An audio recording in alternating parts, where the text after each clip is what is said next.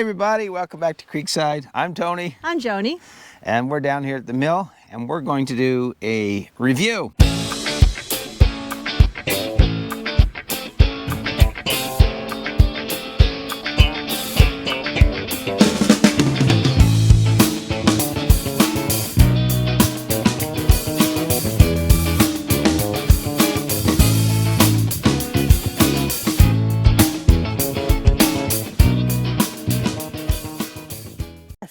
Now, we tried this yesterday. However, after halfway through, when I went up to look at the footage, I found out that some individual had turned the camera off inadvertently. That would be me. Haven't got a clue who it was. That was me, so guys. Now we got to do this all over again today. I don't mind admitting it. It was Anyhow, but welcome back, and we're going to get right into the review here of our HM126. It's our Woodland Sawmill. And so I'm going to cover everything that I can remember, right from the good, the bad, and the ugly. Yep. And we'll start at the beginning. Now, we have been doing a little bit of milling here because I wanted to figure it all out, get accustomed to it before I'd done a review. I wanted to learn how to use it, work all the kinks and the bugs out of it and all that sort of thing. So that's why you see a few boards laying around, stuff like that. However, I wanted to start, I guess, right from the get-go when we received the mill. It came on time, actually a few days earlier than what was anticipated, so that was always a good thing. Yep. Some things I noticed during the setup when we were assembling it. The first thing right out of the box, no pun intended, right, was all the nuts and bolts are not labeled. Yeah. There's no labels on them at all. And so you have to kind of figure out where the nuts and the bolts go, what size is which. One viewer mentioned to me that it may be a good idea to go purchase a metric tape measure, but and that's a great idea, and if you want to do that, that's fine. I already had one, but I'm of the persuasion that if I spend as much money as I have on the mill, I shouldn't have to go purchase something else to help put it together. So simple labeling on the package, putting the nuts and bolts in their own packages and labeling them would expedite everything really quick. So that was just a small thing. And again, I'm sharing everything with you in this review. So don't critique it until you listen to the whole thing. Right. And if you don't agree with any of it, then don't leave a nasty comment. Just go on your way. But that was the first thing. The next thing that happened to us was the blade guide. I ordered the adjustable blade guide, and they sent me the wrong one. Yeah. The one they sent me was for the HM130, and it doesn't fit on the HM126. Right. So that was kind of a bummer, so I had to call them over that. The blade guide has a little plastic sleeve that sits up here underneath your band wheel, and that lasted about 5 days because the vibration and everything in the mill itself, that little thin piece of plastic broke. And I looked on a lot of the forums, and everyone had the same problem. Theirs broke. Some guys are making them out of aluminum, milling them, making their own. I would suggest to Woodland mills, find a better material to make that out of. You could get those precision milled out of aluminum, and it would work really, really well, and it would last. Because the plastic is not going to last. If you have a blade come off, then it's going to catch on that, and it's going to break it. It just is. It can't withstand the pressure of a blade coming off the wheels. So there is that. What else did I have go on? Well, let me see. The flow valve here, they did not send the whole thing. Missing parts for that, so I'm still waiting on those. And the gas tank got dented. I don't know if it was dented from the factory or it was dented in shipping. But it arrived that way. But when it arrived, and I took pictures of everything, documented it all, but when it arrived, it had a dented gas tank. There was some other stuff that kind of was a little crazy and wonky, but it was okay. They didn't send you enough of the the next thing is you're supposed to have, I got the extended bunks, and you're supposed to have 7 bunks. I ended up with 6. And so I after so many calls to Woodland, I was joking with them. I said, you know, I think my mill was assembled on a Friday afternoon because it looks like this was one of those ones where, come on, it's quitting time. done. Get everything in the box and let's get out of here. And that's kind of how I looked at it. You know, but we got all those things worked out. I will say this, Woodland Mills, what helped with this whole thing for us is the customer service at Woodland Mills. Top notch. Top notch. Top notch. You know, they don't argue with you, nothing. They accept responsibility and they're very quick at getting stuff back out to you and getting the turnaround time, you know, resolved. And so we appreciate the ladies in the front office. Yes, we do. That really work so hard. So courteous and professional. Yes, and they accommodate everything, you know, all of us people calling in. And I'm sure not every call is nice. I was always nice. You're always nice. Yeah, but anyway, so there was that. Another very important thing I wanted to mention is the blade tensioning. Now on the HM126, this is a 2021 model. Now if you follow the instruction manual that comes with it, and by the way, if you're wondering where your instruction manual is, it's inside the round little plastic thing on the side of your mill that looks like a thermos, the black thermos I call it. Turn that cap off and you'll find your instruction manuals in there. But in the instruction manual it tells you to turn the T-handle to tension the blade until you have just a little tiny face of the tensioning washer left out of the sleeve. I can tell you right now that that is a mistake. Right. If you do that, your blades will come off left, right, and center. Because the minute I started my mill up, blades, you couldn't keep blades on it. And I looked and relooked and looked and read again. And I made sure my tracking was right. But it wouldn't stay on. They just kept flying off. So after a while, I got in contact with a really good guy in technical support at Woodland named Gordon. And he's so knowledgeable about these things. He owns one, runs one, and puts them together and fixes them. He told me that there is a mistake in the manual, that it says the way it's telling you to tighten your blade, it's wrong. The reason it's wrong is because they used to get the washers that they use in the T-handle device, the tensioning device. They used to get the washers all from the same place, but they changed and have started getting parts from different places. And because of that, it puts different tensions on the T-handle tensioning on the belt, or on the blade. And so what you have to do is get yourself one of these. This is a torque wrench, and they're not expensive at all. Set it to 24, mine set at 24 foot-pounds, and tighten that T-handle to 24 foot-pounds, and I did that, and it stopped all of my problems right away. Did it keep my problems away? Well, no, because there were some other things that were happening. The drive pulley on the drive side of the mill, the center bolt was loose. And so I had to tighten that in there. It was loose over a full complete turn. So my tracking was off. It was on the side where it has the sticker, do not adjust, factory adjusted. Well, throw that sticker away.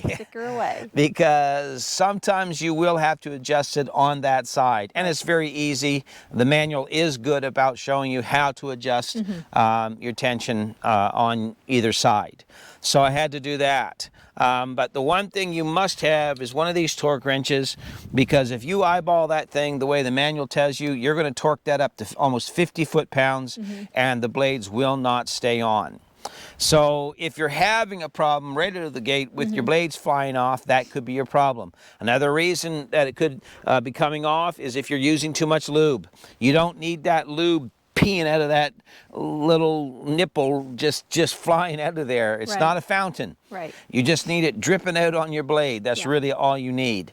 If you put too much water on, then the blade gets too wet. It goes up around the wheel. It hydroplanes on the pulley belts, and off they come. So there's that. What else? The motor. You love the motor. Oh, the motor works really good. But before I get to the motor, another thing I had happen, within the first 5 hours of running, the belt blew in two. Oh, yeah. Yep. The follower wheel belt, it just literally tore right in two. So again, called Woodland, they warrantied it, and they sent me out, and not just one, but they sent me 2 belts. So I was very impressed by that. So again, their customer service is really good. Excellent. Yeah, the good people to talk to. Yep. I'll tell you what, they're very informative. They know their product. And so was I upset with all these things? I wasn't upset. I was frustrated. Yeah. Because I thought there should have been a little better quality control. Yes. But I also know when you're dealing with multiple companies and you're shipping things here, there, left, right, and center, stuff can happen. Right. So I get that. So yeah, you know, so when it comes to that stuff, I was okay. They did send everything to me right away. And they expedited. And they expedited. Yes. They didn't just send it snail mail. Yep. It was on a courier, and they expedited it, and did. it was here within 2 days. So very happy about all that. As far as the motor runs great. That motor, first pull, away she went. By the way, they do not come with oil in them. Do not start it up. Well, it won't start because it has a pressure shutoff on the motor that shuts the motor down if the pressure is not where it should be. But make sure you put, you know, a good 10W30 oil in there, and you should change it periodically when you first start running, and all the time as well. What else? The bunk is good. Didn't have a lot of issues with the bunk. I think that's because I built a decking area for the mill, and that is so important. I cannot stress to you how important it is to get your deck ready and get it level and make sure it is secure and can't move. Solid, yeah. Mine are, the first things I did was I put 1, 2, 3, 4, 8 6x6s, 3 feet in the ground in concrete, and I built the deck up from that. Here in where I live, you know, we live here in the Annapolis Valley, Nova Scotia in Canada, and so our winters the ground can freeze. So you want to make sure you get down below that frost level so that your mill is not heaving with the ground. Right. Very important. But if you want your mill to work right, if you want it to stay level, then I cannot stress how important it is to get yourself a really solid deck area down first and set your mill on it, unless of course you're putting it on your trailer. Yeah. The mill itself, now on my mill I use pressure treated lumber to build the deck, except for the very top where the leveling feet set on the decking itself, because the pressure treated lumber has a chemical in it, and that chemical will react with the metal in the leveling feet, and it causes them to rust and corrode very quickly. So don't put your leveling feet on pressure treated lumber. You know, set them on something that doesn't have that chemical in there. Everything else seems to work good. Once I got all of those kinks worked out, and it was frustrating, but once I got it all worked out, it seems like it's doing pretty well. The other thing about this here, remember your log stop? I'm still waiting on some parts to come. Apparently they got shipped to the United States instead of to Canada, so what do you do, you know? So it's been about a month, and I'm still waiting on them. But I called yesterday or day before and got that straightened out. So that stuff will all be here this week. Another thing I'll show you real quick here is the log stops for the back of your bunk. Now they come like this, obviously, and they do not have this piece on them. So what happens if you drop them into the sleeve on your bunk, they'll literally fall right out through the bottom unless you know they impact the ground first. But mine's up off the ground, so they would fall right through. So what I did was I drilled through this and put a piece of rebar through it, and then spot welded it, tack welded it in. So now when I put those in, they slide right in and they catch, and they won't slide all the way through. It's also real easy to grab that little piece of rebar there and pull that right up real quick. So that made life much easier. As far as your lubrication tank, of course, I haven't run it much in warm weather, so cold weather, I just put windshield washer fluid in it, and that keeps it from freezing, works wonderfully well. Couple other things that I'll go over real quick. If you live in a windy environment, find a way to keep your saw head secure if it's out in the open. Now what I've done is I've created this really neat centrifugal brake. Actually, it's a pair of vice grips. And I just push the mill head all the way back to the stops, and then I just clamp the vice grips on, and then it stops the mill from moving back and forth. If you don't secure your mill, the wind will blow it up and down your rails, and it will pull it, drive it, or, you know, lift it right off the rails. Yes. So We don't want that. nope. Some other things that have wore out, the crank that moves the head up and down. Everybody's having problems with those. Seems like it on all the forums that I've read. They do have an upgrade kit for that. So if your hand crank, you know, is that little ball bearing in the end of that shoots at, that's excuse me, but that is very poor design. Yeah. Because that comes out of there left, right, and center. So how did I solve that issue? I filled it full of grease in behind it. Yeah. And the pressure keeps grease around the ball bearing and keeps the ball bearing in the hole. And then I put a little grease on the plate that it tick, tick, tick, tick goes around. And that makes it run real smooth, and it kept the ball bearing in. However, there is an upgrade kit. So if you've not called Woodland Mills for your upgrade kit on your hand crank, do so. Because they do have an upgrade kit. My mill is a 2021, and so they've sent me the upgrade kit so that I don't have to put up with this foolishness, because mine, it doesn't work. It's wore out, the ball bearing doesn't stay in, all that stuff. And so if you're having the same issues, call Woodland, they'll send you the upgrade kit. Yes, if you're cranking. Yeah. Anyhow, one thing that I'm going to do, and I've seen this on YouTube, I'm actually going to get an electronic or an electric trailer lift jack. And I'm going to take the big long jack leg off of it, and I'm just going to use the motor, and I'm going to attach it to my hand crank. I'm taking the handle off and attaching it right to that shaft, and then I'll put a small solar panel on with a small battery, and I'll run it right from that, and that solves the cranking issue. So those are some ideas, some things that we've done. As far as the mill working, honestly, it works really well. Yes, it does. Would I buy another Woodland mill? Yes, I would.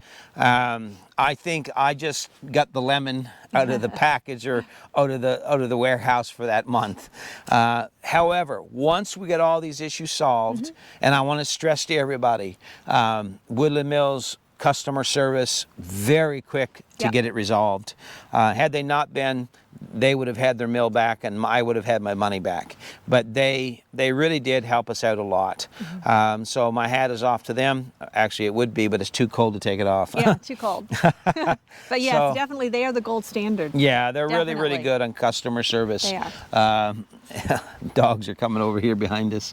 So anyway, that being said, the mill works great now. It stays level. Everything's working good on it.